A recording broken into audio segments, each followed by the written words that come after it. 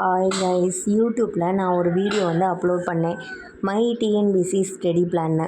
அதில் ஒரு இன்ட்ரெஸ்டிங்கான கமெண்ட்ஸ் வந்துச்சு. அந்த கமெண்ட் செக்ஷனை பாருங்கள். என்ன படித்து என்ன புண்ணியம்? ஒரு வேளை தேர்வில் வெற்றி பெற்றால் சர்வீஸ் பண்ணவா போகிறீங்க?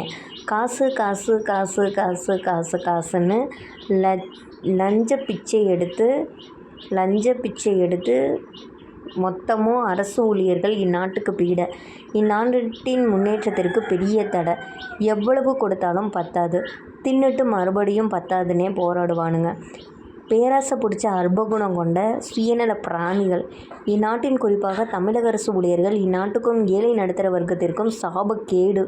அரசு ஊழியர்கள் என்பதை இல்லாமல் செய்தால், தனியாரிடம் ஒப்படைத்தால் நாடும் மக்களும் வளம் பெறுவார்கள். ஏன் இவ்வளோ கோவம் கவர்மெண்ட் ஆஃபீஸர்ஸ் மேலே? இதுக்கு யார் காரணம்? கொஞ்சம் ஷேர் பண்ணுங்கள்.